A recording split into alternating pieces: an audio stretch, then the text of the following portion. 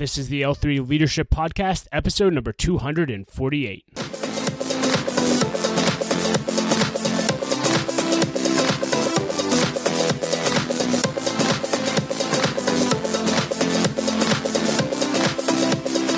Hey leader, I hope you're doing well in the midst of everything going on with COVID-19 and the coronavirus. I believe today's lesson is going to be extremely practical for you and will help you lead better in the midst of this crisis, and so get ready for that.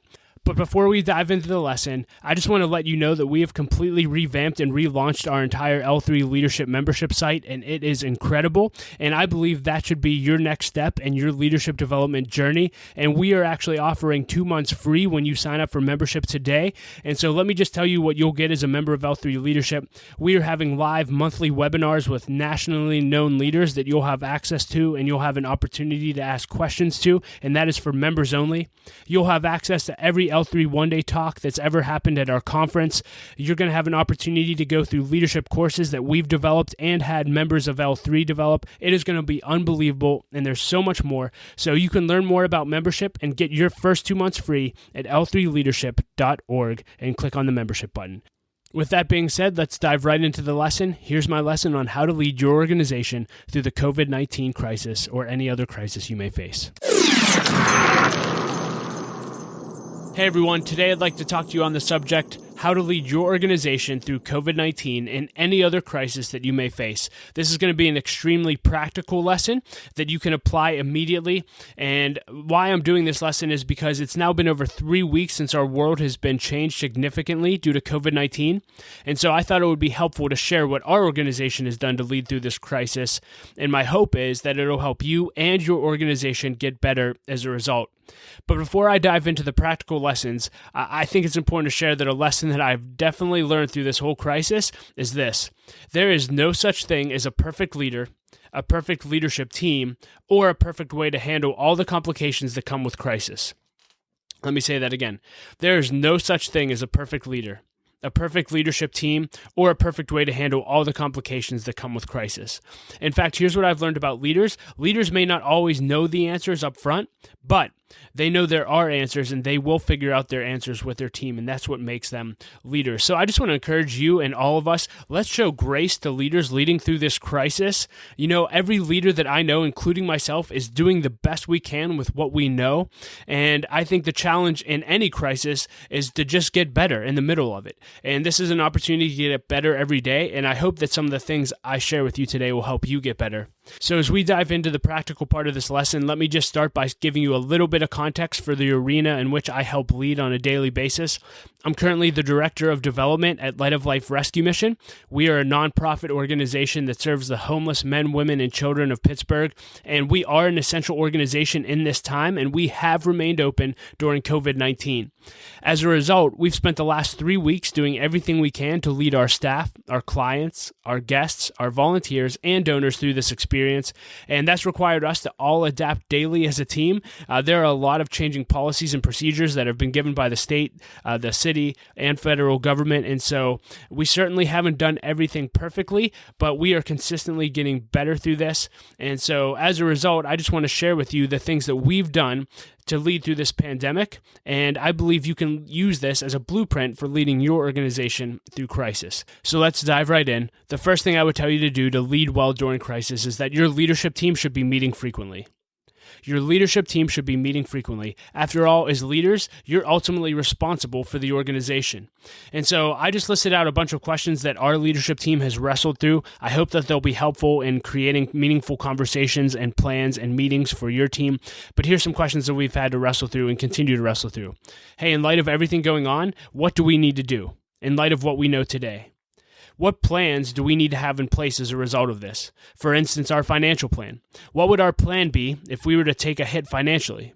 What would that look like if we took a 5% hit, a 10% hit, more than a 10% hit? What unnecessary spending could we cut in our departments? How will we raise money during this crisis? What are all the HR issues that we need to be aware of and deal with? Hey, what opportunities do we have as an organization to make a difference? As leaders, what sacrifices could we make during this crisis? And lastly, how do we love our staff well through this? I love that question. How do we love our staff well through this? And once we finished working through these questions, we actually met and shared our plan with a few members of our board to get their input and feedback. And they gave great feedback, and we were able to improve the plan. But at the end of the day, your leadership team should be meeting frequently, updating plans frequently, and updating the stakeholders frequently, and that includes your board, the leadership team, and the staff. The second thing that I would encourage you to do as a leader is that you need to create a crisis task force. You need to create a crisis task force. We immediately put together a team of leaders within our organization who could help us with the crisis. And if you're thinking, how do you decide who should be on that team? Well, we just simply ask the question, who needs to be in the room? And for us, we thought about, okay, the directors clearly need to be in those meetings. We need admin, finance, and HR represented. For us as a nonprofit, we needed our volunteer coordinator there, we need our communications team there, and we need our facility and operation team there. And so that's who we decided to be in the room. Just take a few minutes. It should become pretty easy to determine who needs to be on that task force. Here's what I would tell you about your task force. Your task force should be meeting daily. At least in the beginning of crisis, they need to meet daily. Our task force meets daily at 8 a.m. to go through the agenda I'm about to share with you. And so if you have a task force, here would be the agenda that I recommend. First, no matter what meeting you're hosting, you need to pick a facilitator. So it needs to be clear who's leading and facilitating the meeting. Then you need to pick someone who's going to take notes. And again, this needs to be defined in advance. And just as an added tool, we use Microsoft products. So we use Microsoft OneNote to share all of our meeting agendas. And we also created notebooks within our OneNote specifically for this crisis that includes any documentation that we need and or have created as a result of the crisis. So pick a facilitator, get someone to take notes, and then you can start the meeting. When you start the meeting, again, we're a faith-based nonprofit, and so we begin our meetings with a brief devotion from our executive director, and then we pray. So if that's not applicable to you, don't worry about it, but we start off with some kind of encouragement. And then we do check-ins during every single meeting, and this is huge. This is huge. And so you want to make sure you know how everyone is doing, especially in the midst of a crisis, because everyone is working extra hard. Everyone's super stressed. And so you need to make sure that you're actually knowing how people are doing. And to do this, we just simply ask every single person on the task force, how are you doing on a scale of 1 to 10 and why? And this is huge. And I do this in all of my meetings for all the teams everywhere because I think it's so important because it actually lets people share where they're doing, how they're doing. And so how are you doing on a scale of 1 to 10 and why? And then we ask them, do you have any wins or celebrations that you want to share with the team? And again, that allows you, if someone's not doing well, if someone's a 2 out of 10, it immediately allows you to focus on them. For us, we would pray for them and to help support and encourage them when they're in a time of need. And so make sure you check in with everyone on your team and how they're doing on a daily basis. The next thing we do in our meeting is we share any updates on the crisis. And we have several sources that we check daily to make sure that we're getting updates. And again, we expect everyone on the task force to be up to date with everything happening with the crisis so that we're all on the same page. And so we'll share any updates on the crisis. Then we'll review action items from the previous day. And again, we usually ask the note taker to do this. So, hey, what did we say we were going to do yesterday?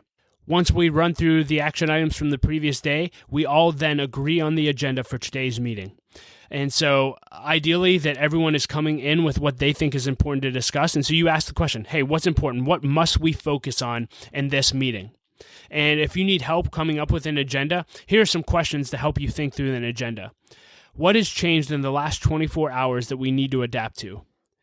What problems are we experiencing that we need to fix? What opportunities are there for us to make a difference? What contingency plans do we need to prepare? What needs do we have? What do we need to communicate? Who do we need to communicate to? And ultimately, who is doing what by when? And so hopefully you come up with an agenda, and once you come up with the agenda and know what's important, you have discussions and you try to solve problems. That should be the bulk of your meeting, is just solving problems. And when you're solving problems, you're guaranteed to come up with new to-do list items or new action items. And so the note taker should be making a list of any new action items that were added through the discussion. And once you're done with all the discussions, the note taker should review any new action items that were added to the to-do list. And next to every action item, you need to list who's responsible for this and by when. Who is responsible for this by when? And then you all agree on that, and that's when you can end the meeting. And so we are about 3 weeks into this, and our meetings aren't going as long as they first did. In the beginning, we were meeting 2.5 hours a day, and now we're down to about 45 minutes, and we're actually talking about meeting less frequently. Because once you've laid a solid foundation in crisis, you should be able to build on that. And so, again, I'd encourage you to meet daily on the front end, and then as you start to build and feel comfortable with the plans that you've put in place, you can meet less frequently. So far, your leadership team is meeting frequently, and you've created a task force for the crisis, and you're meeting daily. The next thing you need to do as a leader is you need to seek wisdom. You need to seek wisdom. Listen, do not do leadership alone. That's one of our values. Partner with other organizations who do similar work that you do and ask them what they're doing through the crisis. You'd be shocked at what you can learn just by asking others what they're doing. Reach out to leaders that you respect and ask them their opinions on the decisions that you've made as an organization. Specific to COVID-19, check the CDC guidelines and the local and state policies and procedures. Seek wisdom. Never stop seeking wisdom. There is so much out there, and we are all better together. So seek wisdom. The next thing I would tell you to do in order to lead well during crisis is to communicate to your staff often. Communicate to your staff often. I believe it's more important now than ever to be over-communicating with your staff. And so here are just a few tips when it comes to doing that. I would encourage you to set up an all-staff meeting at least once a week, and more often if necessary. Set up an all-staff meeting at least once a week. When you set up an all-staff meeting, determine what needs communicated, okay? Don't just have a staff meeting to have a staff meeting and never go into a staff meeting without being prepared on what you're going to say. So as a leader, what should you say? Well, in my opinion, if you're communicating to your staff, this is what I would communicate. Number one, I'd always give people hope. Always give people hope. Let them know that there is an answer and we will get through this together, right? Everyone needs hope in this situation, and you as the leader are a dealer in hope. So give your staff hope. Let them know that this could be your organization's finest hour. In fact, this is something our executive director has continued to communicate through this crisis, and I believe our people are rising to that standard. They're rising to the standard. It's been amazing to watch. That fires me up. Hey, this is our greatest hour. Put some vision and fire in your people, leader. So after you've given your staff hope and fired them up, here's what I would encourage you to communicate. I would put yourself in your staff's shoes and ask yourself, what questions are they likely asking that I need to answer? Here are a few examples. Your staff's probably thinking, am I going to lose my job? What if X happens during this? What if my family's not comfortable with me working, etc.? Again, I would just encourage you to spend some time putting yourself in your staff's shoes and thinking through the questions that they're thinking of, and then actually answer them. And of course, you can open it up to Q&A, but the more you can think through what they're thinking through as your staff, the better you'll be. So figure out what questions they're asking and answer them. And then finally, after you've answered questions, I would challenge your staff in two different areas. One, I would challenge your staff to be real, open, and authentic. Let your staff know that it's okay to not be okay. This is why I think it's so important that we're asking people how they're doing on a daily basis on a scale of 1 to 10, and let your staff talk. Let them know that they can not be okay, and it's okay to say I'm having a bad day, or that I'm stressed, or I feel overwhelmed. It's okay to not be okay, and let them know that they are not alone, and pray with them when they share that with you. Celebrate that they were honest with you. And hey, leader, let me just tell you this. It also begins with you. You can't ask your people to be real, open, and authentic if you're not being real, open, and authentic. So let them know how you're doing. If you're not a 10 out of 10, if you're a 7 today because you're stressed and overwhelmed, share that with your people. Be real and be authentic. And then the last thing I would tell you to challenge your staff with is challenge people not to gossip. I'm going to do a whole leadership lesson on this, but this is huge. The more I grow and develop as a leader, the more common and the more detrimental I realize gossip is. Here's the thing. As a leader, you're responsible for stopping gossip. And to do that, I believe you need to challenge your team not to gossip. And here's the thought. Make sure that you're not gossiping. And if someone comes to you to gossip, direct them to talk to the person they're gossiping about, or to take it to a leader that can actually do something about it. And if you're that leader, do something about it. And more often than not, in the midst of gossip, it becomes sitting down and having a hard conversation between two people and doing a little bit of peacemaking. So don't have a lot of time to cover that. But again, that's what I would communicate if I were you as the leader of your organization to your staff. The next thing I would tell you to do as a leader to lead well during crisis is to connect with your team consistently. I believe now it's more important than ever to be connecting with your team on a consistent basis and making sure that they're doing okay. And so here are a few things that I do in order to stay in touch with our team. We use Slack daily to check in and communicate often. And so every day in Slack, I ask the entire team, hey, how are you doing on a scale of 1 to 10 and why? And again, it allows us all to know how we're doing and how we can encourage and support each other. If you are leading a team and you normally meet once a week as a team, I want to encourage you to up it to 2 or 3 times a week. And they don't all have to be staff meetings where you're going through issues. In fact, I would encourage you, most of them should just be checking in and seeing how everyone is doing and allowing your team to see one another and go through this together. I want to encourage you also as the leader to call your team members individually once a week. Now, I'm not perfect at doing this, but I try to. Connecting one-on-one is absolutely huge. So call your team members, see how they're doing, see how you can serve them, and pray with them if that is applicable and appropriate. I'd also encourage you to celebrate and encourage your people as often as you can. Find as many reasons as you can to celebrate the people on your team. Celebrate them on calls, through Slack, through text, on a phone call. Send them a thank you card. Anything you can do to encourage and celebrate your team, do it in this time. Here's another thought when it comes to connecting with your team. Give grace, but also receive grace. And let me just explain that.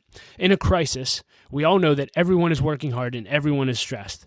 And so as a result, whether it's on day 1 or day 100, you're likely to see sides of people that you've never seen before. And people will also likely see sides of you they've never seen before. Why? Because we're under stress. And so I just want to encourage you as the leader of your team, let's be sure to give extra grace in this season. And let's also be willing to ask and receive for some extra grace ourselves. There's going to be days where we're not our best. And so we need to be willing to ask for forgiveness when we're not and for grace during this time. This is similar, but when it comes to dealing with people and giving extra grace, I think a great question for you to ask as the leader, if you're frustrated with someone, is what does seeing that person through the eyes of empathy look like? I'll ask that again because that question's changed my life. What does seeing that person through the eyes of empathy look like? And, usually the people that frustrate us, we're not great at putting ourselves in their shoes, but put yourself in their shoes. Maybe they're going through a hard time. Maybe they have a billion other things going on. And when you start to look at people through the eyes of empathy, it changes everything. And then lastly, and I've said this often throughout, but pray for your team and with your team. Again, I'm a person of faith and we're a faith-based organization, so we're able to do this consistently. But we end every team meeting asking for prayer requests and praying for one another. And it's absolutely wonderful to be able to do that. The next thing I would tell you to do to lead well during crisis is to lead yourself well and to challenge your team members to lead themselves well. In times of crisis, we all tend to work harder and longer, and as a result, we become more stressed than we usually are. And when we're more stressed than we usually are, we usually start to develop bad habits pretty quickly, and bad habits ultimately lead to sloppy leadership. And so because of that, I believe it's even more important to lead yourself well and to challenge your team to do the same during crisis. And so here are just a few thoughts when it comes to leading yourself well. Get rest. Get rest. If possible, try to get 7 or 8 hours of sleep a night. It really does make a difference. I know for me, even over the last 3 weeks, when I don't average that for enough days in a row, I am not at my best. I get grumpy, I get short, and it is not good. And I would imagine you're the same. And so crisis requires us to be at our best. Therefore, we must rest. Next, spend time with your family. In crisis, it's so easy to go hard all the time and to neglect your family. Please don't. Carve out time for them and give them your undivided attention daily. Please do that. The next thing I would do to tell you to lead yourself well is to work out. There are so many benefits to working out, and I'm not going to take time to go into them now, but I'll do an entire lesson on that one day. But get exercise daily. It really does matter. Eat healthy. I'm not going to lie. When the crisis started, I call myself Fat Dougie when I go crazy with eating. But Fat Dougie came out, and literally I bought so many snacks and treats from the grocery store that we didn't have room for them in our pantry, which was awesome for Fat Dougie, but not awesome for Leader Dougie. And so I know I'm not at my best when I'm not eating healthy. And so sure, it's great to treat yourself once in a while, but eating well really does make a difference. And so eat healthy. The next thing I said is to stay sharp. Right? Many of us are working from home. I believe you should still act as though you were going into work for a normal day. Get dressed, take a shower, stick to a routine, stay sharp. And then lastly, to lead yourself well, be honest with how you're doing. Again, this back to the 1 to 10 question. It's so important. If you are not doing well, it's okay. Just share that with other people who can help you and be there for you in your time of need. It is okay to not be okay. And so in review, if you're leading through crisis, Your leadership team should be meeting frequently. You should create a crisis task force. Your task force should meet daily. You should seek wisdom. You should communicate to your staff often. You should connect with your team consistently. You should laugh often and don't stop. You need to lead yourself well and challenge your team members to lead themselves well. And if you'll do that and do it daily over and over and over again, I believe that you will lead well during crisis. And so if this lesson helped you, please share it with other leaders that may find it helpful. You know, our passion as an organization at L3 Leadership is to daily add value to leaders' lives. And so when you share our content, you help us do that. And, you know, I started off this lesson by telling you that there are no perfect leaders, and that is a fact. And so I just want to ask you, make me better. What am I missing in this process? How can we get better in the middle of this crisis? I would love to hear how you're leading in crisis, and any thoughts that you have about this lesson. You can email me at dougsmith@l3leadership.org, and I'd love to connect with you. Hey, thanks for allowing us to come into your life and leadership journey today. Lead well, my friend.